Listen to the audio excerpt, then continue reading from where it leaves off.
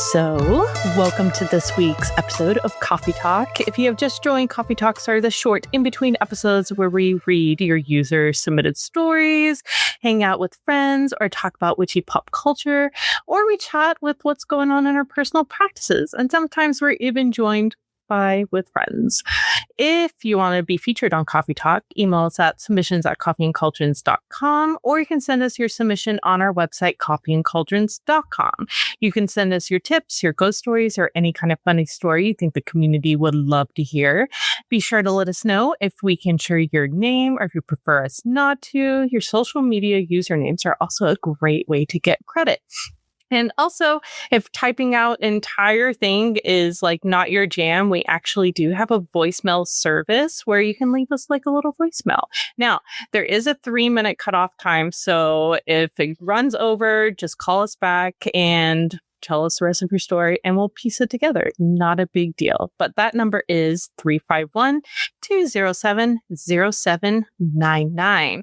Now, we do have a class this month, and it's going to be taught by Caitlyn Barone as art as an offering, and it's going to be on Diana's Mirror. And that's going to be on July 31st at 6 p.m. EST. And oh my gosh, what a coincidence. As Robyn's fill-in, I am joined by the Caitlyn, the art witch herself, the illustrator of Little Witch books. Hello, Maria. Hi. Hi, Jessica. Hi, Jessica. I hope everyone's ready to be irritated. It's just going to be Jessica. To fill in everyone with a lore. So, during the last Tamed Wild retreat, Jessica and I, Caitlyn and I, we bonded a lot. And so we were outside, like, laughing, and we were bringing up Hot Chick.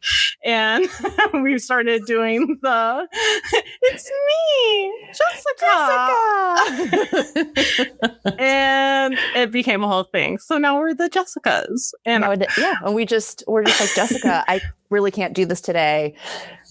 Jessica, you shouldn't have to do this today, Jessica. It's just like nonstop, and we're driving. And now our children are calling us Jessica. Yes. And Jude was even like, oh, everything's about Jessica. Yeah, it is. I'm so sorry. It's move over. I know my 6-year-old too. She was going, Jessica, to me. And I was like, yes, little Jessica. Listen, we're enjoying it, but also like we're millennials, and there's something really nostalgic about that movie to me. And like, we keep talking about like juicy couture jumpsuits. And like all these ridiculous things, which I never owned, by the way. I never even had one. Me either. Always wanted one. That's why we have to get the one in the black. I know. If we're going to get black, we're going to have Jessica juicy on and our Jessica. Butts. Too bad we can't do the rhinestones. So instead of juicy, it says Jessica on the butt. Could you imagine? That would be genius. I don't know. You know what that sounds like? A really good craft night. We just sit and rhinestone like some velour pants. Jessica. We get to be that. Like, we get to cosplay, the millennial, like, popular girls. Because I was not a popular girl. Me either, Jessica. Me either. I think it would be fun. It would be fun. We should do that. That'd be fun, just to stay on like the phone and just like chat about it. Yes. Yeah. The witch version of Mean Girls. Yeah. Yeah. We literally said the next Tamed Wild retreat, they're going to put us like upstairs in the attic, like where the ghosts are in that little closet. Oh yeah, we're going to be banished. And even the ghosts would be like, oh my gosh, we are getting out of this house. Yeah, they're going to be like, Jessica, stop. We can't. Jessica's become my vocal stem. I literally, when no one's around, I'm just like, oh, Jessica, no. That's why really June bad. was like, everything's about Jessica. They think I'm talking about you all the time, but I'm just like stimming. Yeah, it's part of the Jessica lore. Nobody knows if we're talking about like ourselves or each other. We just don't. Are we talking in third person? Nobody knows. I don't know. I don't even know. If anyone went through our text messages, they would be like, wow. Be like, I think you two are deranged. Yes, we are. We like it. We like it that way. Yes. So we just got done with your class, your workshop, and that was so amazing. And this was like, what, your first like led workshop that you've done? Yeah, this was my first 5-week course. Mm-hmm.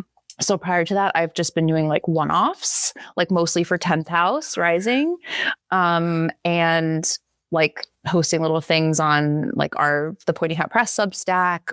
But yeah, this was the first really like long-term course. So I'm so happy that you were there. I know. I'm so glad you invited. It was so amazing. It was so good. And it's crazy the amount of insight I gained while doing it. I'm so that makes me so happy to hear, because I was stressing so much throughout. Like once it launched, I was stressing because I was like, I really hope that this resonates, that I'm articulating and communicating everything right. Because I have a background in education, so of course I'm like using my master's in education to like lesson plan and do all these things. But, I was so worried that it wasn't going to resonate because, it's a financial commitment and a time commitment, which, and both of those things I know how, that's a huge deal. And I've just felt so responsible. So hearing the positive feedback makes my heart feel so full. Like I've been processing the last class since we got off the call last night. And I've just been like, oh my gosh, like I'm just elated that everyone felt, like it was more than they thought it would be is sort of like what I felt like was communicated to me. And I was like, oh, thank goddess. Yeah, no, it was so good. In fact, I was like, maybe I should like redo the course, like watch the videos again if you're gonna keep them up, so I can keep redoing it. And yes, especially when I like hit a ebb or like a blockage, especially creatively. Like, but I love the idea how you're like, you should have done photography and stuff. And I was like, wow, yeah, I should have tried. I need to get outside my comfort zone too. Yeah, I mean, I think if you watch the classes again, you should do it. You should do it from that angle, because like that was something I also was like sort of like while I was creating the class, I was like, I really want people to obviously try all of the methods, because I think it's super fruitful for conceptualizing and all that kind of stuff. But I also was like, I hope people run with it and they apply this when the class is over, like to their chosen medium.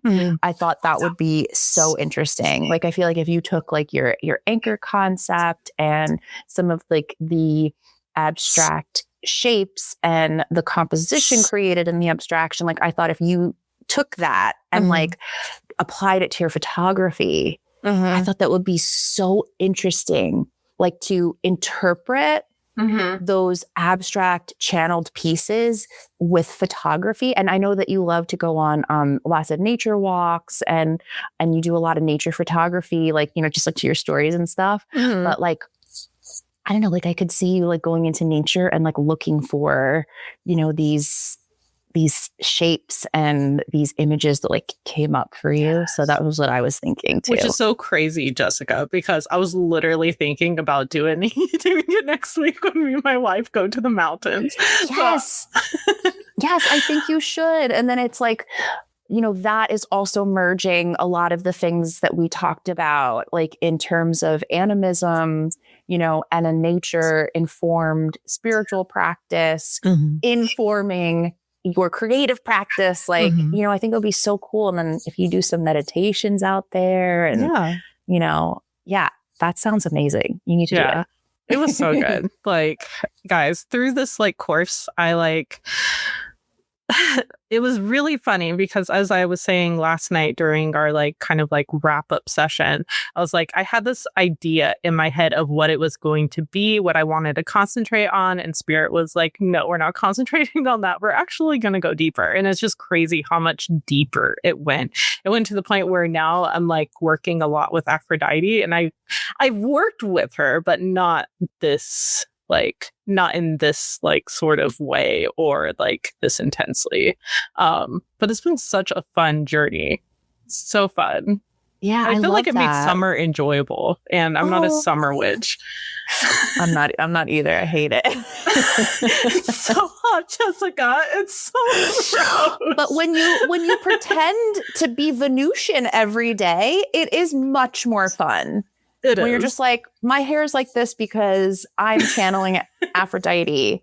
I'm channeling sea foam.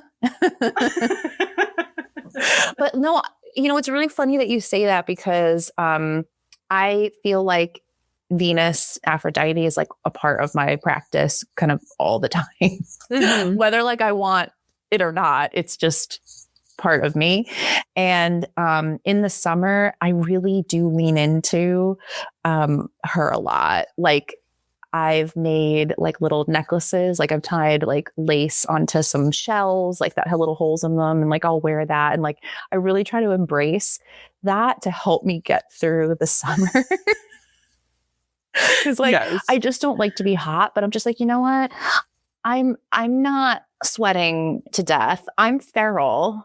That was me this morning trying to tell myself as I'm taking pictures of the spider web that I put on my story, and it was being swarmed by gnats at the time, and I was like, oh my god, they keep landing on me. It's so gross, and I don't really want to get this photo. Oh my gosh. And you're going, I am a bog witch. The gnats are my familiars. As they come try to stick themselves in your eyeballs. Oh, mosquitoes and gnats are the worst part about nature. It's I want to be in it all the time. I get it. I just don't want to be around these mosquitoes. I get it. They're pollinators and they're food for a lot of birds and stuff, but can we just not? I still hate you.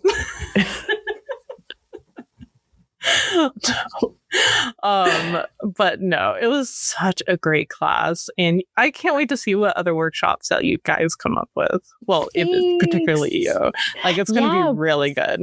Yeah, we so Kristen and I, so this was just mine, but Kristen Lisenby, my business partner, we're going to be doing one in July. Hopefully, if all goes well in the planning, which it should be. It's more timing because, we know what we're going to do, but middle July, we want to do a 3-week course, and it's going to be very workshopy and very exciting. I know that there's going to be some seances involved, so it's pretty sexy. I love a good seance. Yes. Also, sorry, my chair is so creaky. It's an really old antique chair. All it does is creak. Yeah. So if you hear any creaking, no, I have not, Jessica. You're fine. But you should definitely come to our seance. I would love that, honestly. A creative seance, might I add.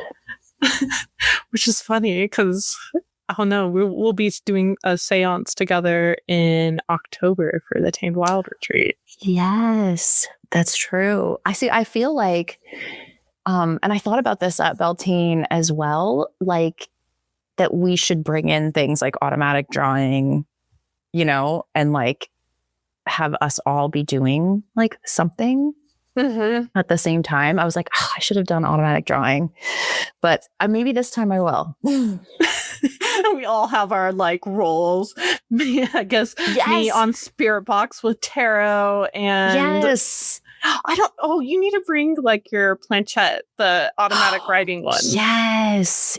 I'm going to bring that for Samhain, like 100%. I just need to bring massive paper because that thing is huge. But you know what? What's cool about it is that we all can put our hands on it. It's big enough for all of us to have a hand. So I was I had thought about that, like doing some like collaborative automatic drawing piece, because that planchette it's enormous. It's as big as my face. Which is so funny because when you took a picture of it, I was like, oh, that looks reasonable. And then I went to the Etsy listing that you sent me and I was like, that's humongous. You're like, that's massive. I know. I have it. Wait, I have it right here. I have Charlotte, my spider, right here with us. Yes, Jessica has a jumping spider and she is so cute.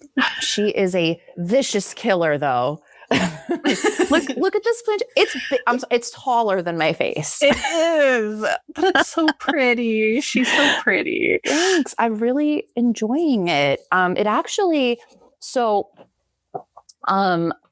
I do a lot of automatic drawings, in my like sketchbooks and like my little journals and stuff. But when I got this, it kind of inspired me to take out some really massive paper, because that was the only way I was going to be able to use it. And I do have this huge book that's like half my body. And I started doing some automatic drawings in them, like at night and like really like trying to channel. And it kind of inspired me to even work bigger in some of my other artwork and like my watercolors and more intuitive. So I went out and I got like huge watercolor paper. And now I'm kind of like, let's get bigger with these channeled pieces. And now I'm working on something that's like so much bigger in scale than I'm used to. Honestly, I don't know, it's just kind of cool how like if you just, when you try new things, you end up doing new things. It kind of like, is this really cool, like cause and effect. Like I wasn't expecting to make bigger watercolors, but now I am because I've tried this, this huge planchette. Like this, it's like it almost looks like a joke. It's so big. It is. You're just like, okay, let's try to use this. And I don't know, is it really hard to move around or is it fine? It actually glides around pretty easily. But I've found myself like getting kicked off the page. So I think I need to get even bigger paper. I think I need to get like those rolls. Those rolls of paper. It's like parchment rolls. Yeah, that are like, you can make like bulletin boards out of them or whatever. And I'm like, I think I gotta go bigger. It's like I don't know if you watched like Christmas Time with Eloise, where the movie. Have you seen that? No, I've never seen that. Oh, well, she has rolls of like parchment on her paper, on her wall, and she like pulls them out to write her like Christmas list. And I was like, that would be such a fun idea for like a kid's room. Yeah, but also for adults. Yeah, that's basically what I need. Like I feel like the bigger like the paper and more like creative space that you can have, like you could be more free with your art, because I feel like being like really close to such a small piece of paper, you feel like really restricted. So I feel like that's a lot of freedom to do just as you want and just as you please. Absolutely. I think for sure you can really get into the movement and the physicality of making art. And I think, when you go and you see like these abstract pieces from like the expressionist movement and things like that, like they're so massive and they're so big because, you're really able to spread your body out, Yeah. So I love that. Especially for us, chronically ill people. Being like cramped is not the best. No, it's not. And also like, it's my mom always says something to me, move the feet and the mind will follow. And, to just keep going. sometimes you just have to get up. Sometimes you just have to like move, and then mentally you will kind of adjust. And I feel like that statement kind of reminds me of that. Like if you just, yeah, like you'll hopefully. Hopefully. I don't know. It's way more stretchy to be like, I'm doing it over here, now over there, rather than just right here. I don't know. Yeah, absolutely. I work like that with pen and ink. I'm like, we were talking about our TMJ before we recorded, our hypertension in our jaws. I mean, like, and that's basically what it's like working with those tiny pens and doing pen and ink. I'm like, I hate my whole body is my jaw. Anytime I'm concentrating on something I enjoy, even like doing art or like doing photos or editing photos, I can just feel like the tension in my face just from like concentrating. That's why I don't film myself, because I look crazy. It's like, it's not even resting bitch face. Like I look like a serial killer. Like I look like super intense, and like, but also not moving, not like not blinking a lot. And you can't see my lips because I'm so like, it's just like the worst. I'm like, ew, why does she look so mad? Why do I keep hurting myself when I create? It's so stupid. Ow. Yeah, I hurt myself emotionally and physically. It's why we suffer for our art. We do suffer for our art, but yeah. It really sucked. Like when I was at the height of like my chronic illness stuff, like not being able to create was like literally the worst. That I would force myself to create just because I needed something. Yeah, me too. I've been through that also. When I like, because I obviously go through like flares, which still are not as bad as when like I first got diagnosed. So when I first got diagnosed, I'm like, I had my whole body collapsed, and like the chronic fatigue and everything was like super, super bad. It was like months of being stuck in a flare. And to fight through that fatigue was brutal. I mean, the grogginess, like the muscle pain, on top of all the other like little ailments that were going on too. But just like, yeah, I did try to force myself, but it was really hard. I look back and I'm like, I can't believe I did all that work that I did while I felt like absolute shit, like more shit than I've ever felt in my life. Yeah. But like we need the release. We need to like, I think,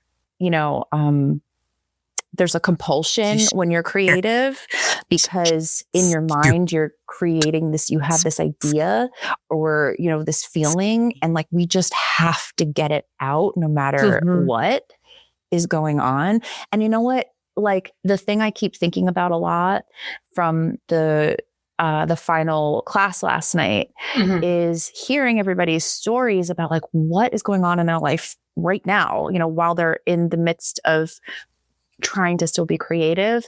And it just moved me so much, because I'm like, we have this need and this desire to keep doing it, to keep like telling our stories and to keep expressing ourselves and trying to like reach other people like through our work and understand ourselves through our work. And, I was just thinking of some particular stories, that were told to us last night, which I'm not going to repeat, but it was just like in the hardest of times, like we still are reaching for that. And yeah, it's just such a beautiful thing to just keep, reminding ourselves like that the body is tired, but like the soul, the soul is still fighting, it's still like, it still wants us to like do the thing. And yeah, that's why like I feel like we really like when we have like our personal underworld journeys, like when we're going through like a really difficult time, like I know it sucks so much to go through, but I feel like that is really where like creativity lives, and like new creativity and new sparks, and like finding like we want so much to be like on the surface again that, you know, we have to express ourselves in some way in order to get to the surface, because we find answers through creativity and through our work. And I don't know, does that make sense?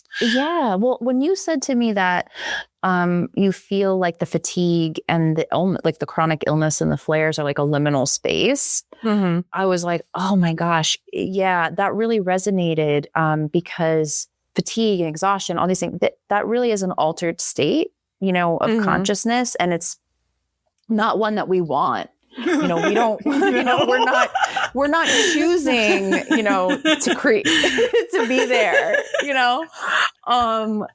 It's not like you know, we're not doing like a trance state to get, you know, to feel like crap. But it's like, we don't, I think it's interesting because we don't get to choose what happens to us. And, you know, we have to work with the conditions that are unfortunate. Yeah, or, you know, we'll never do. I mean, I just can remember so many times of my life of just being like, I can't do that right now. It's not the time. I'm feeling this way. This is going on. I don't have time for it. And while that is, of course, true, multiple truths are true at the same time. It's still like, so yeah, I think that going through being like ill myself, like I had to really realize like, I can't sit around and wait for this feeling to pass and to be over. I have to just like lean into it. And it's the same with emotional, I think, upheaval and other kinds of, you know, ups and downs in our lives. It's like, I don't want this to be happening. I'm not choosing this to be happening, but you know what? I'm going to like create in spite of it. Yeah. And it's, I mean, yeah, I don't know. Yeah, no, that makes sense. I mean, if you like look at stories like the wise woman, she's never like of sound health. You know, she has a cane, like she's bent over.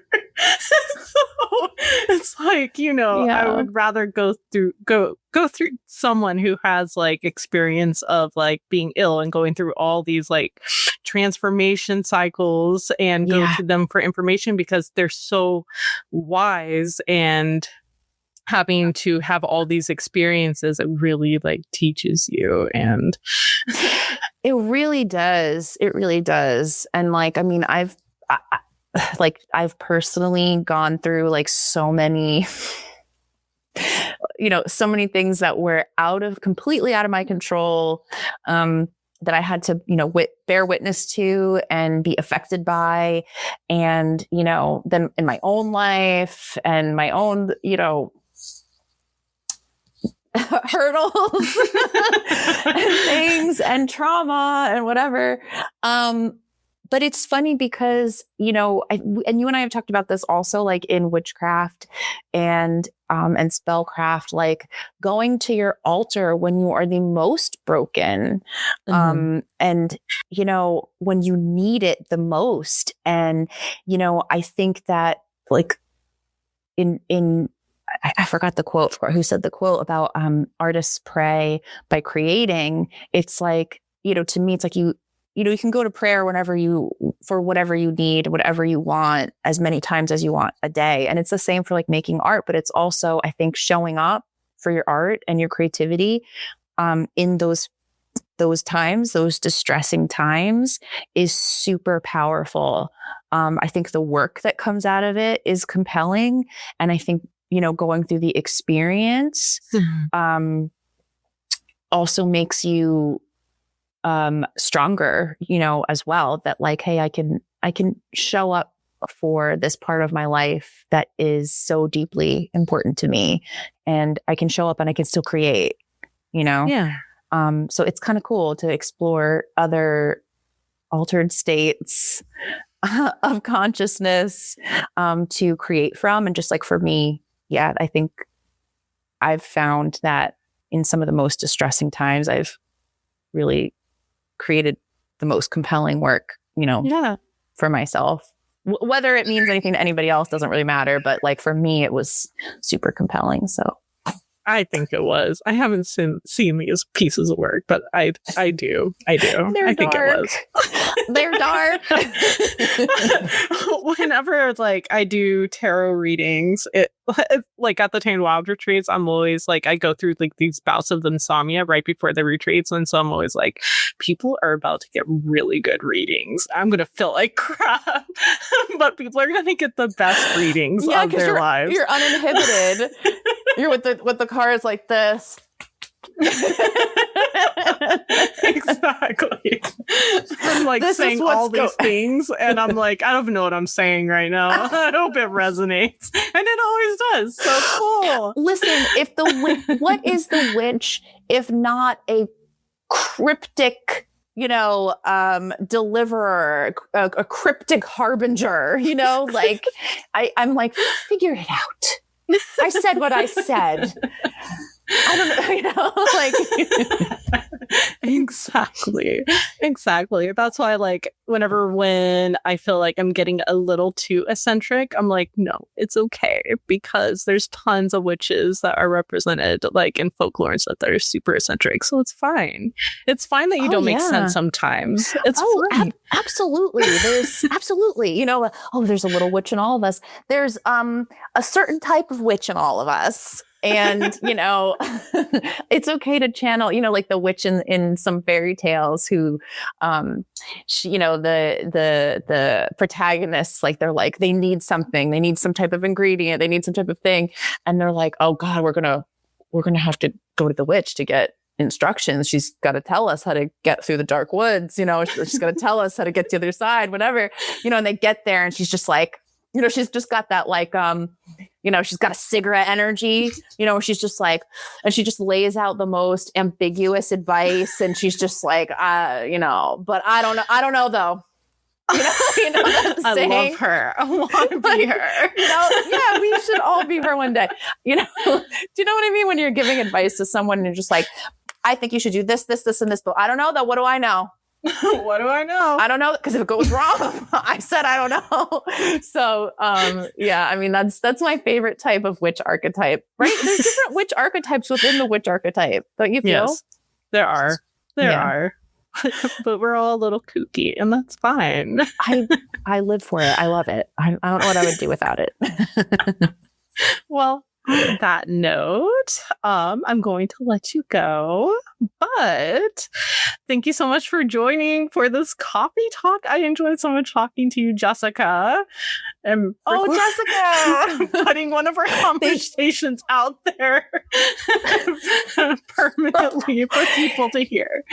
Jessica is immortalized. Which Jessica are we talking about, though? The Jessicas are immortal. Yeah, thank you so much for having me, though. This was so much fun. I'm so honored to be asked to be here. So thank you. Of course. I couldn't think, I was like, I gotta have Jessica on. I was like, I hope she's not busy. And you weren't. So it was perfect. But we're sending all of our well wishes to Robyn, who is dealing with the plague. Oh, no. Oh. Yeah. Poor dear. Oh no! With the two, and she's got two babies, right? Two babies that she homeschools. That's a lot. That's rough. It's a lot. Sending her the healing, all the healing. But she should be back next week. We may or may not record next week. As I said, I'm going to the mountains with my wife for her birthday. So we'll see about next week. Summer's always a little weird for us, but we'll get back to a normal recording session eventually. But anyways, you guys should definitely join Caitlyn's class on the 31st at 6 p.m. EST. Now, you can either join us via Patreon, or if you're I don't want to join and to do the entire membership to Patreon. Great. You can actually buy Caitlyn's class one off, and you can come join us then. It will be available time of the class. So yeah, come join us. Come gain some wisdom from the art witch herself. But yes, thank you so much for joining us this week for Coffee Talk. We hope to see you next week for one of our regular episodes if we are able to get to it. But check out our website for links to our submission forms or shoot us an email at submissions@coffeeandcauldrons.com to tell us any kind of funny stories or ghost stories, tips, or topics you think the community would love to hear. As always, if you enjoy Coffee and Cauldrons, please take a moment to review us on Apple Podcasts, or if you want to support us directly, consider joining us on Patreon, where we share articles. We have so many articles. I drop a monthly outlook every month and a spell every month. There's just so much on there. And there's even like courses in all the classes that we've had so far. We have a spell of the month box, and we have a Discord, an amazing community. Come and join us on there. But anyways, I'll see you guys next time. Bye.